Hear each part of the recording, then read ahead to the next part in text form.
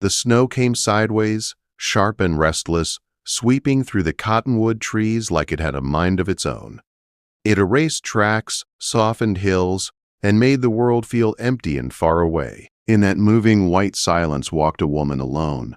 Her skirt was dark with soot. Her boots were torn and stiff.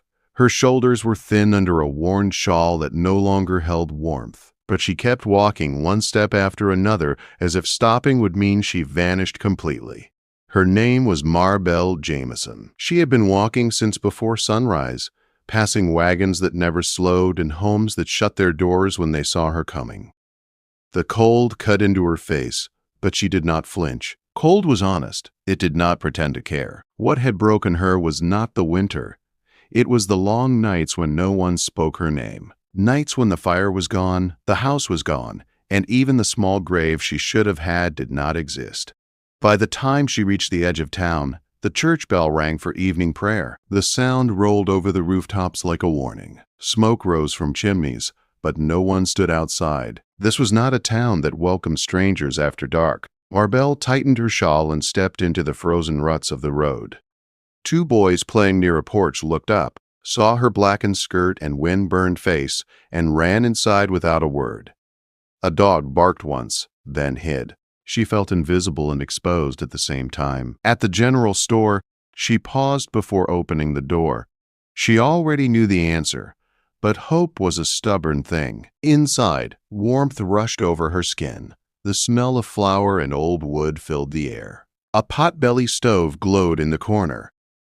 Mrs. Bess Millie. Tibbet stood behind the counter counting matches. She did not look up. Marbell cleared her throat. She said she could sweep, fold cloth, or just sit by the stove until the snow eased. Mrs. Tremor. Tibbet finally looked up. Her eyes were sharp and tired.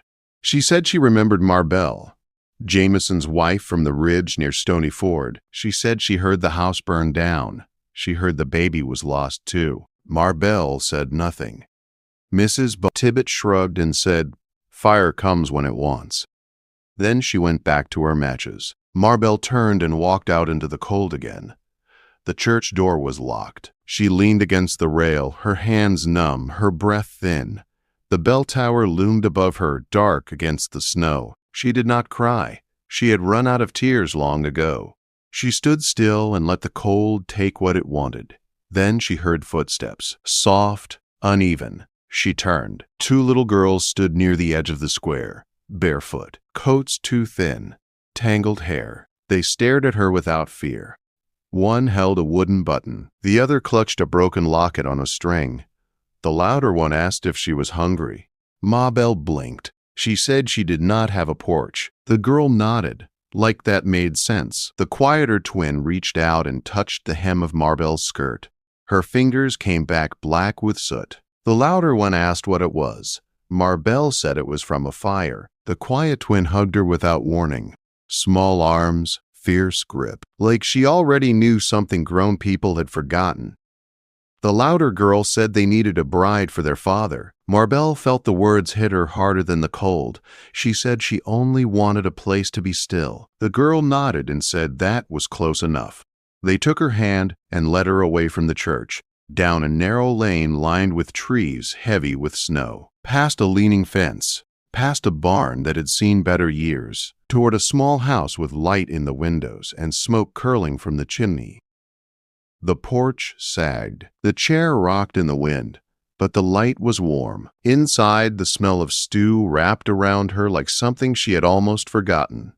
The girls ran ahead, shouting that they brought a bride. A man stood up from a bench near the fire, tall, broad, quiet. A scar crossed his brow. He looked at Marbell without suspicion, without welcome, just seeing her. He pointed to a chair by the hearth. She sat. The heat sank into her bones and burned in a way that felt holy. He set a bowl of stew beside her and walked away. Later, when the girls slept tangled together, Marbell stood to leave. The man stopped her at the door and asked if she had somewhere better. She did not. He told her to stay until she did. She slept in a small room that smelled of cedar and soap. Someone had thought ahead. She did not sleep much, but she listened.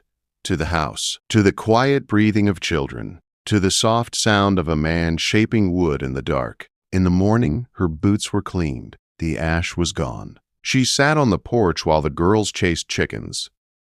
The man stepped out and said he would fetch wood. He asked if she knew how to make bread. She said she did once. He said she could teach the girls if she was staying. She asked his name. Colt.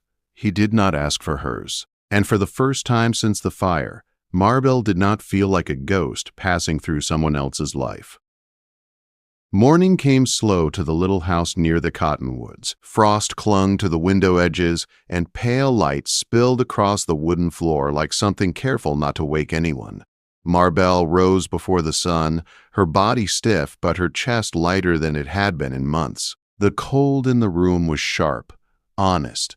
It reminded her she was still alive. She stepped into the main room and found Colt already awake. He stood by the stove, heating water, his back straight, his movements quiet and sure. He did not speak. He only set a tin cup of coffee beside her. It was bitter and hot.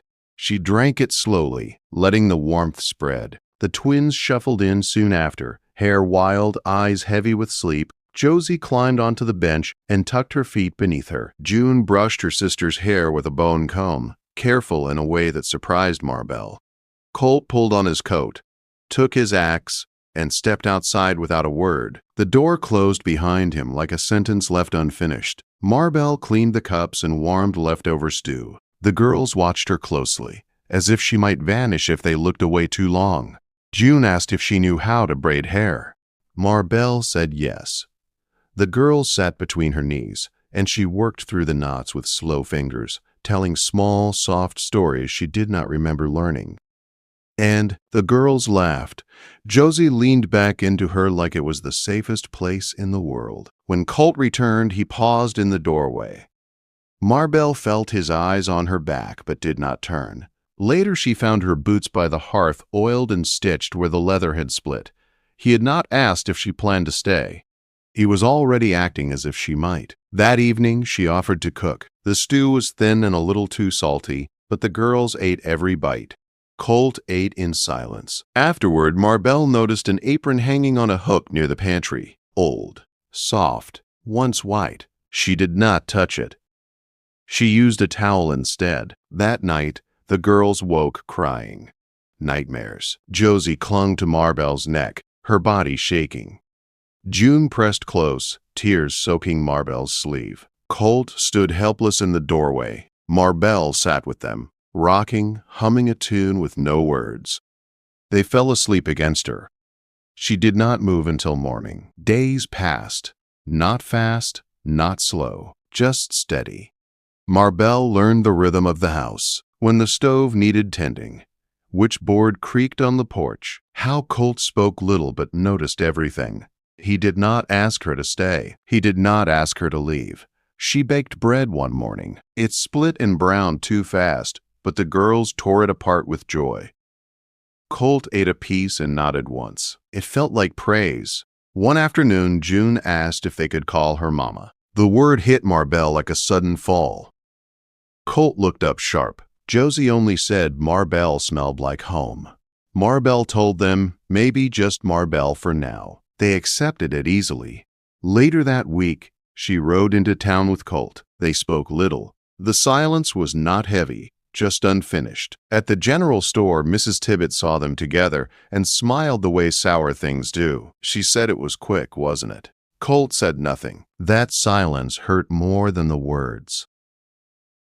That night, Marbell sat on the porch while the fire crackled inside. Colt joined her. He said he should have answered the woman. He said he did not think it mattered. Marbell told him it did. He listened. The next morning, he said her name out loud for the first time. Marbell. It settled into her like something earned. Spring crept in slow. Snow melted into mud. Wagons returned. So did voices. Gossip moved faster than the thaw. In town, Marbell heard whispers. That she was pretending. That she was warming a man's house without a ring, that children needed truth. She kept her chin up. She brought flour home. She brushed the girls' hair. She mended shirts. Still, the words followed her like smoke. One morning, the twins fought in town. A boy said Maribel was not their mother. June pushed him. Josie bit him. By evening, the sheriff came riding up. He spoke to Colt on the porch. He said folks were uneasy. He said children needed a woman with a proper place. Maribel folded a blanket and listened. Colt said little. The sheriff rode away. That night, Josie asked if they were bad. Maribel told her no. She said she was not their mother, but she was here,